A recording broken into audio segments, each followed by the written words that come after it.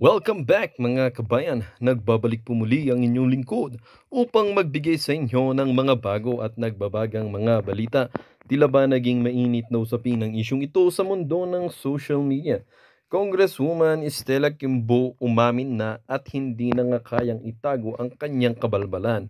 Hindi na naitago ang katotohanan dahil nga itinuro niyang sa mga kabalbalan at katarantaduhan at katiwaliang mga nangyayari sa ating Kongreso ay kasalanan talaga ni House Speaker Tambaloslos Romualdez at nitong si Saldico. At tila ba nang nalaman na binulgar or nilaglag na ni Kimbo ang itong si Tamba at si Saldico ay tila ba tumakyas or tumakbo itong dalawa papalabas or papalayo sa plenaryo na nangyari kamakailan lamang.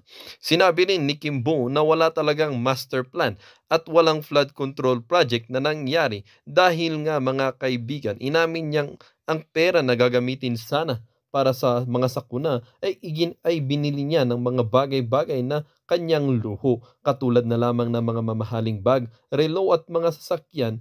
At ang matindi pa dito mga kaibigan ay bulletproof pa.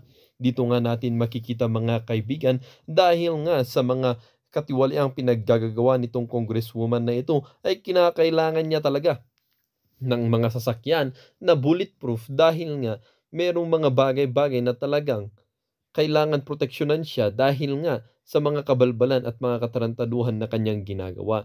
Hindi maiiwasan mga kapatid na mayroong magtatangka sa buhay ng mga ito, lalo na kay Kimbo, dahil nga ang pera ay kinalang kinakamkam na imbis na ibibigay sa ating mga mamamayan or pang-improba ng kanilang mga syudad na nasasakupan. Well, mga kaibigan, dito nga natin makikita itong Kimbo na ito at itong si Tamba at si Saldico na ito na hindi talaga nababagay sa kanilang mga posisyon dahil ang kanilang mga kabalbalan ay talagang ubod ng samanga. Ito ang tinatawag natin na son or mga anak ni perdition dahil nga puro na lang kapangyarihan at pera ang kanilang nasa isip. Well, para nga sa kabuang impormasyon ay panoorin na lamang ang buong video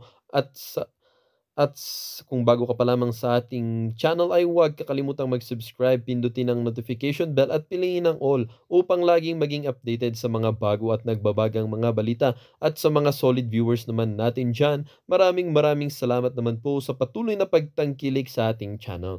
Tuloy-tuloy lang po ang laban para sa katotohanan at para na rin sa kinabukasan ng ating pinakamamahal na bansang Pilipinas. Huwag din pong kakalimutang mag-iwan ng like at i-share ang ating mga videos. Maraming maraming salamat po and may God continue to bless our country. Madam Speaker, Your Honor. Yes, Madam Speaker, it is notable since the President, no, Marcos Jr., assumed position as President of the Philippines in 2022, the budget allocation under the unprogrammed appropriations increased. Tama po ba?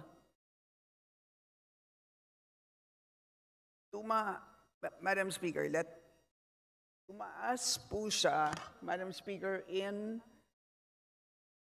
beginning 2021. Tumaas po siya during President Duterte, Madam Speaker. Thank you, Madam Speaker. Madam Speaker, 2022, 2023, and 2024, tumaas po ba ang unprogrammed appropriations? Madam Speaker, my time is counting. Madam Speaker, I'm ready to answer. To be accurate, in 2020, in 2018, it was 75.34 billion. In 2019, it increased considerably to 197.135. And then in 2020, 216.303. In 2021, 176.315. 2022, 251.63. 2023, 807.162. 2024 731.4. Thank you, Madam Speaker. So, which means, Madam Speaker, from 251 noong 2022, it became 807. Unprecedented po yun. And 731 for 2024. So malaki po, Madam Speaker. But Madam Speaker, gusto kong magtanong, kaugnay din sa PhilHealth, Madam Speaker, ano-anong GOCCs pa ang may excess funds? Can you give us the breakdown at ano-anong GOCCs din ang nagbabalik sa National Treasury? Madam Speaker, Your Honor, as of August, it is just PDIC as well as PhilHealth, Madam Speaker. May breakdown kayo, Madam Speaker. Yes, Madam Speaker.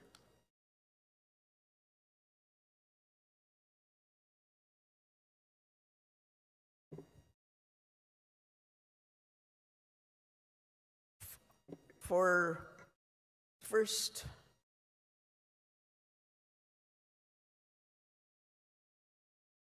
tranche of PhilHealth amounting to 20B dated May 13. First tranche of PDIC amounting to 30B dated June 5. Second tranche of PDIC dated July 1 amounting to 30B. Third tranche of PDIC amounting to 20B dated August 14. And second tranche of PhilHealth amounting to 10B dated August 22, for a total of 110. Thank you, Madam Speaker. 110B. So, Madam Speaker, sa 2024 GAA and Programmed Appropriations, Special Provision Number 1, dinagdag ang GOCC excess funds noong Bicameral Conference Committee bilang isa sa mga magpupuno ng unprogrammed appropriations. In-expand, therefore, ang mode ng UA. Hindi ba parang Maharlika Investment Fund ito?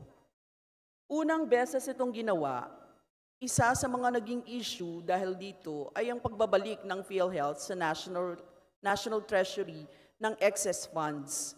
Kaya po yung kaninang sinabi ninyo. At paglalagay nito sa UA or Unprogrammed Appropriations. Madam Speaker, magkano ang kabuang halaga na nakolekta mula sa GOCCs para pondohan ang unprogrammed appropriations sa 2024?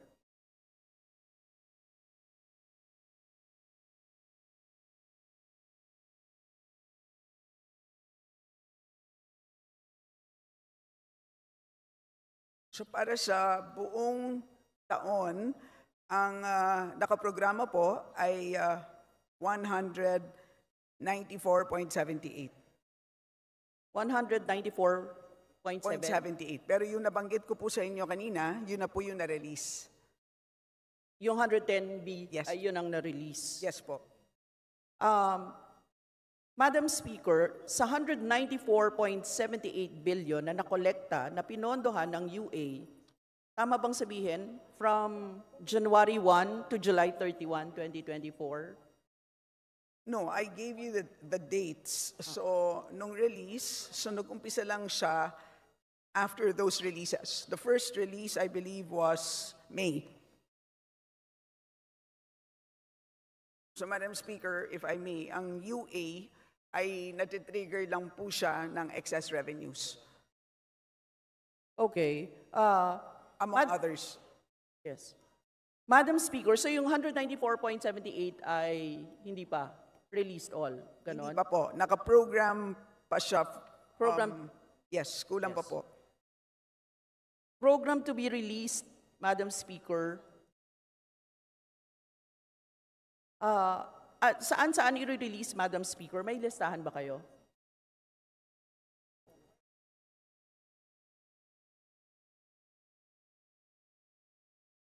Is it different from the one here?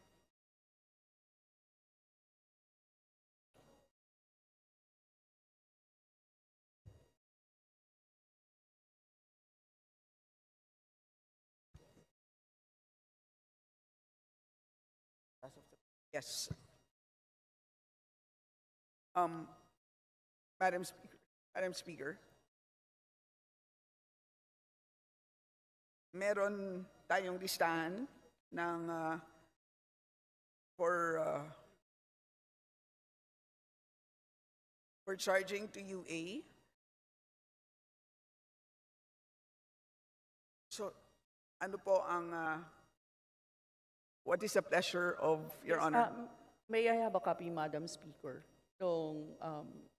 Yes. Mahaba ba, Madam Speaker? Mahaba-haba po. But what is notable is that nung na-release po ang PhilHealth, ay agad-agad pong nabayaran ang ating utang sa ating healthcare workers. Kung naalala po ninyo, ang utang natin sa kanila noong pandemya, yung Public Health Emergency Benefits and Allowances for Healthcare and Non-Healthcare Workers, na-release po natin yung 27.453 billion. So yun po ay isa sa notable na nabayaran natin as a result of the transfer from PhilHealth amounting to 30 billion. And Yes, this was done July 5, 2024. Yes, Madam thank Speaker, you, Madam Your Honor. Speaker. Mamaya pupuntahan ko po yung issue na yan, Madam Speaker, because we think that dapat na sa regular line item talaga yung personal benefits and budget para sa public health emergency benefits and allowances and not in the UA, Madam Speaker. Madam Speaker, dito, PDIC, tama ba? PDIC and PhilHealth lang ang GOCCs. Meron That pa is bang correct. iba? Wala na. Wala na po as Wala of remit. today, Madam Speaker. As of today, wala na. Madam Speaker, yes. Madam Speaker, noong 2023, sabi ko nga, nakita ang pagtaas ng i-allocate na pondo sa unprogrammed appropriations mula sa 2023 NEP na 588 billion, naging 807 billion sa 2023 GAA, Madam Speaker. So meron pang mula sa NEP, 500, pero naging 807 dun sa GAA. At 332 billion dito ay napondohan. Sa 2024 NEP, bigla na lamang lumaki ang UA, ang unprogrammed appropriations mula 2024 NEP na 281 billion, naging 731 billion sa 2024 GAA. Tama ba, Madam Speaker? 168, ang sinabi nyo kanina ay 194.78 ongoing pa. Yung unprogrammed appropriations ay pinupondohan or napondohan mula January to July 2024. Diba? Certain sections, kasi ang sinabi nyo po kanina, 194.78. Yes, that is from the two GOCCs mentioned earlier, from PDIC and PhilHealth.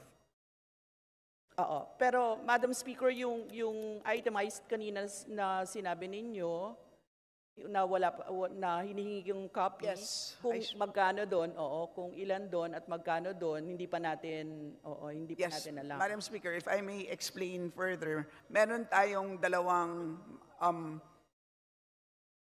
at least 3 categories ng UA.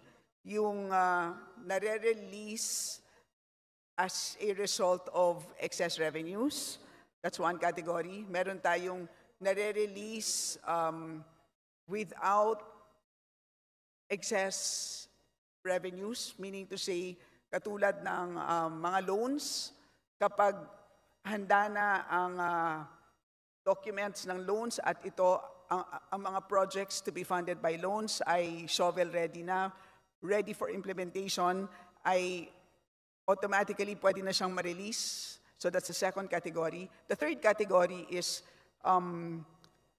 ito pong na-mention natin na kapag certain GOCCs na merong pong excess revenues,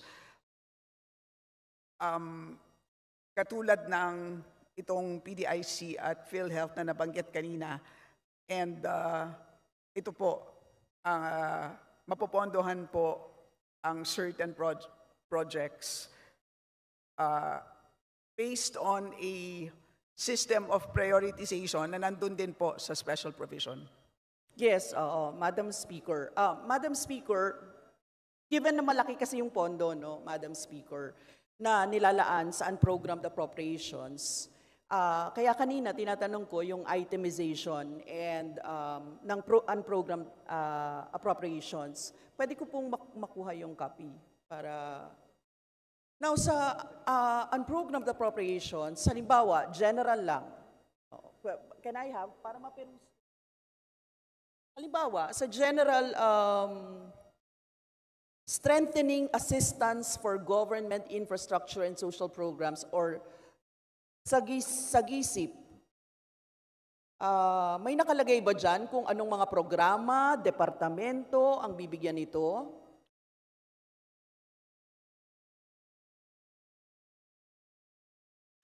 Meron po, Madam Speaker. Itemized po yun, Madam Speaker. Yes po. Kaya natin, Madam Speaker, tinatanong to, napaka-vulnerable no, for- sa corruption ng ganito. may I- Kailangan transparent po tayo dito. So for example, for 2025, nakalista po dito amounting to 78.363 billion. At nakalista po dito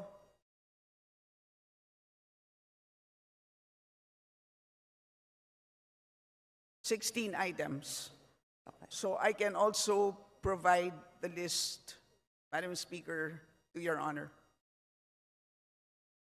Thank you, Madam Speaker. Antayin ko po yung list. Madam Speaker, sa 2024 UA Special Provision Number 1, sinasabi na may top priority na paglalaanan ng unprogrammed funds.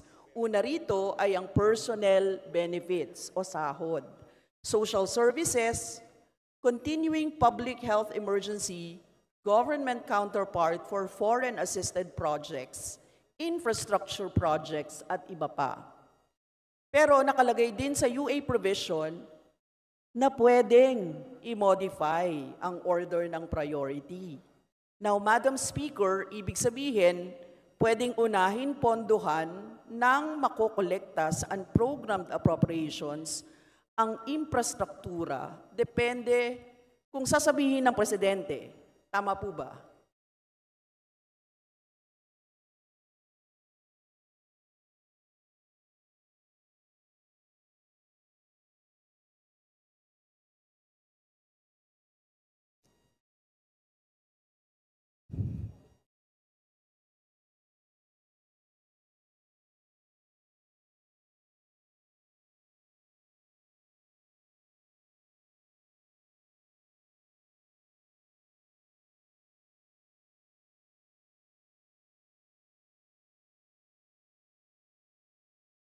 Madam Speaker, well, una sa lahat, ang nagde-decide dito sa pag-prioritize, well, may sistema naman talaga ng pag-prioritize which is sinusundan naman ng ating DBCC. So far ay wala namang paglihis dito sa prioritization. So, yun po.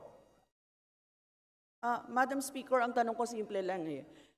Pwedeng i-modify ng Presidente. Kumbaga, sa order of priority, pwede niya sabihin, bibigyan ko ng infrastructure ito kesa sa sweldo o sahod ng ganito. Kasi ang nakasulat dito, Madam Speaker, pwedeng magbago, pero based on commitments to international and multilateral organizations, based on the Philippine Development Plan 2023 to 2028, based on the medium-term fiscal framework, based on the 8-point socioeconomic agenda, and for those that may be identified as key budget priorities. So hindi po siya base sa specific na sinasabi ng isang tao. Nakabase po siya sa mga principles na to, sa mga documents na to, sa mga programa na to. So yun po ang sinusundan ng pag-prioritize ng releasing ng unprogrammed appropriations, Madam Speaker, Your Honor. Yes, thank you, Madam Speaker. Tinatanong ko to kasi nakita ko naman yung special provision, number 1. Tama, notwithstanding the foregoing, the order of priority may be modified to support the funding of urgent or implementation-ready projects, which are 1, 2, 3. Yung sinabi nyo nga po. 1, 2, 1, 2 lang pala. Tapos merong I and II. No? Para sa PDP 2023-2028, so medium-term fiscal framework. So, Madam Speaker, ang tanong ko dito, sa sa 2024 UA Special Provision number 15 ng DBM, ang DBM ang authorized para mag-approve ng modification na ito.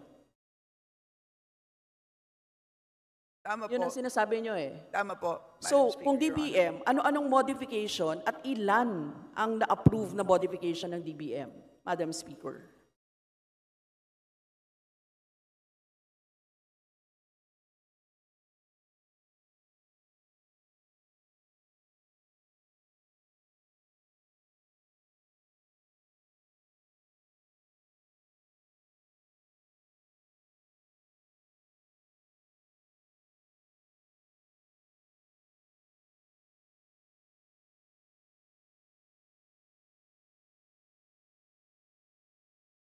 One-minute suspension, Madam Speaker, while we Session check the documents. Session resumed. Please proceed. So far, Madam Speaker, nagkaroon pala ng dalawang modifications. One is the public health emergency benefits and allowances for healthcare and non-healthcare workers. Ito po yung nabanggit ko kanina na bayad natin sa healthcare workers nung pandemya.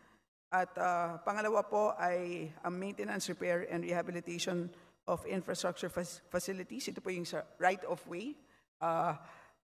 Pero po, nagkaroon ng modification dahil po nagkulang ang amount. Hindi po dahil mababa ang kanilang priority at inuna sila sa release. So halimbawa po, pagdating sa COVID allowances, ang nakaprogram na amount is 25.1 billion, pero ang kinailangan i-release ay 27.4 billion. Kaya nagkaroon ng need to modify. Pagdating naman po sa right-of-way, ang original na appropriated amount is 3 billion, pero ang kinailangan po ng DPWH for right-of-way is 6 billion, Madam Speaker, Your Honor. Yes, thank you, Madam Speaker. May we have a copy of the modification, kahit yung dalawa po na modification na sinasabi, Madam Speaker. Yun, Madam Speaker, ibig sabihin, kahit sa right-of-way, in aid of the infrastructure pa rin yun, Madam Speaker. So, Madam Speaker, simple lang naman po yung tinanong ko kanina, kung pwedeng nasa discretion ng Presidente kung saan ilalagay yung pondo sa ilalim ng unprogrammed appropriations.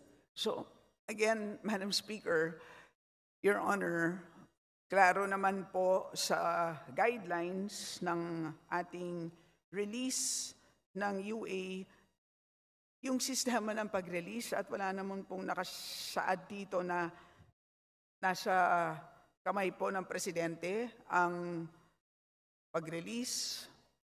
So, at so far, kitang-kita naman po sa sistema ng pag-release at nasusunod naman po ayon sa kung ano ang nakasaad dito sa GAA. Madam Speaker, Your Honor. Yes, thank you, Madam Speaker. Madam Speaker, first of all, ang gusto po sana namin sa halip na nasa UA, dapat nasa regular item dapat yung personal benefits and budget para sa public health emergency benefits and allowances para sa healthcare at non-healthcare workers na binabanggit kanina. At kahit yung social pension for indigent senior citizen, dapat po hindi yun nilalagay sa unprogrammed appropriations, Madam Chair, Madam Speaker. And lastly, Madam Speaker, sa discretion ng President kung saan ilalagay ang pondo sa ilalim ng UA, tingin po namin pwedeng manipulahin yung unprogrammed funds para magkaroon ng dagdag source no, pwedeng masabi na ito yung pinapaboran niya, Madam Speaker. So maaaring ilagay sa infrastruktura para pondohan ang kanyang Build Better More, the President, kung ganon, Madam Speaker, sa tingin namin, isa itong presidential pork, Madam Speaker. Now, my second set of questions, Madam Speaker. Madam Speaker, before you proceed, Yes, yes. if I may, idadagdag ko na lang po na maliwanag naman po na nagruling na po ang ating Supreme Court sa Bellica versus DBM ng 2014 na hindi po pork ang unprogrammed appropriations, unprogrammed appropriations ay hindi po pork. Ito po, malinaw po na constitutional. Siya po ay sumasang-ayon po sa sistema ng line item at sumusunod po sa sufficiency at completeness test. Kaya nagruling ang Supreme Court, constitutional po, hindi po siya pork. Thank you, Madam Speaker. In the first place, Madam Speaker, ito po yung kina-question namin dito. The order of priority may be modified, particularly sa provision ng Special Provision number 1. So, Madam Speaker, sa tingin namin yan ang pwedeng imanipula, in favor of those who are sitting right now, at nakakapag-decide dito sa mga ito. Anyway, Madam Speaker, sa second set of question ko, this is about infrastructure spending pa rin, Madam Speaker. Ipinagmamalaki ng administrasyon na may 5,521 flood control projects itong natapos mula 2022 to 2024. At may ongoing pa ngayon na 5,000 plus, Madam Speaker. Pero tuloy-tuloy ang pagbaha dito sa ating bansa. Kasama po yan sa speech ninyo, Madam Speaker. Anyari sa mga flood control projects na ito. Mula 2022 hanggang 2024, nagpondo ang DPWH ng lampas 500 billion para sa flood management program nito, Madam Speaker.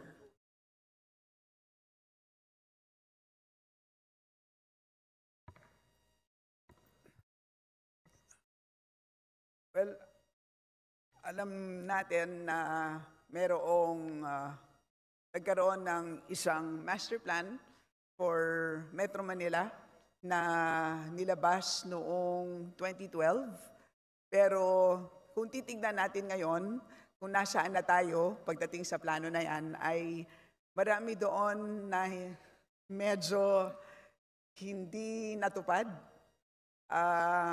Nagkaroon ng paglihis doon sa original plan. Kaya tingin ko kailangan balikan at this point in time. I share your frustration, Your Honor, Madam Speaker. At tingin ko ang NEDA naman at this point in time ay nung kami ay nag-uusap, sila naman ay handa nilang balikan yan. And of course, siyempre sa ngayon ay binabantayan talaga natin ang mga flood control projects. Base din sa mga ibang hearings, katulad ng COA, ang isang major problem is yung mabagal na pag-implement. Kasama dyan ang delays at low fund use. Yan ang naalala ko sa ibang hearing. Kaya sa tingin ko baka kailangan natin tanungin yan sa DPWH. Pero pagdating dito sa DBCC, as an issue para sa DBCC, tingin ko yun ang dapat bantayan ng DBCC, yung pag-monitor ng master plan and at the same time yung pagkakaroon ng master plan para sa buong bansa. Kasi sa pagkakaalam ko, meron lang na-adopt para sa Metro Manila. Pero pagdating para sa buong bansa, meron lang kasing river management plans para sa buong bansa. So meron tayong 18 river management plans and for each of those, merong flood control chapter, kumbaga. Pero pag sinasabi mong isang buong master plan for flood control para sa isang bansa, sa ngayon wala pang ganon. So yan ang pwedeng tignan ng DBCC. May I remind the Honorable Brosas that you have 3 more minutes. Yes, thank you, Madam Speaker. Napaka-personal din sa akin ito kasi binabaha ako eh. Kaya kailangan ko itanong talaga, no? Kasi despite the DPWH flood management program from 2022, which amounts to 128 billion, tas 2023, 182 billion, 2024, 244 billion, talagang mapapatanong ka, Madam Speaker. Kasi bumabaha talaga ng todo-todo sa NCR, Madam Speaker. So, walang nangyari dun sa mga pondo na yun, seemingly. Anyway, Madam Speaker, bago po ako, 3 minutes na lang, Madam Speaker, pwede bang mag-extend siya? Appeal naman, Madam Speaker. Akala Be ko sabi, given 3 minutes. Madam Speaker, akala ko sabi mo appear kasi pareho tayong binabaha. Appeal kay Madam Speaker natin. Madam Speaker, meron ng DPWH na Sustainable Infrastructure Projects Alleviating Gaps, or SIPAG, at Basic Infrastructure Program, BIP. Basically, under these programs, projects, it would include constructing roads, flood management, bridges, and even multipurpose buildings. May existing programs na ang DPWH hinggil sa road construction, flood management, at constructing bridges. Para saan pa itong SIPAG at BIP, Madam Speaker?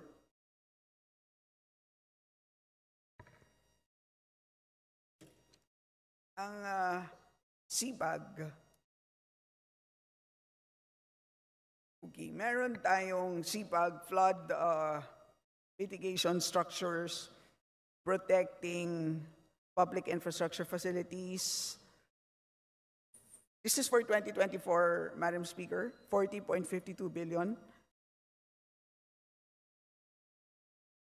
And for basic infrastructure program, which would include multipurpose buildings and facilities to support social services, ito naman po ay 57.69 billion.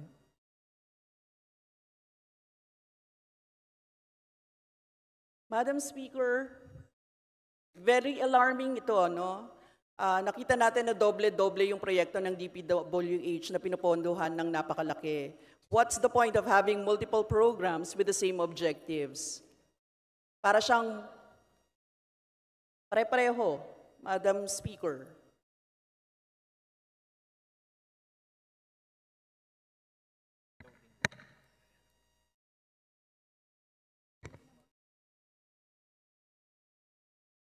Okay, so Madam Speaker, sorry, I stand corrected. Yun pong nabanggit ko po na numero kanina, ay yun pala po ay changes. So ang total proposed under SIPAG for 2025 is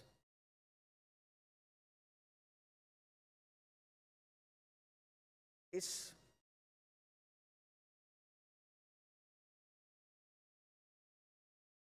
897.6 million. And for basic infrastructure program, which would include evacuation centers na kailangan natin ng mga binabaha, Your Honor, 184 million. So, itong mga facilities na to ay masasabi natin naman na very useful, lalong-lalo na sa mga binabahang mga lugar. Madam Speaker, Your Honor. Madam Speaker, siguro yung mga multiple programs, no? Kaya ang tingin po natin, may pare-pareho dito. And Madam Speaker, can I request specifically for the accomplishment report of SIPAG and BIP, Madam Speaker?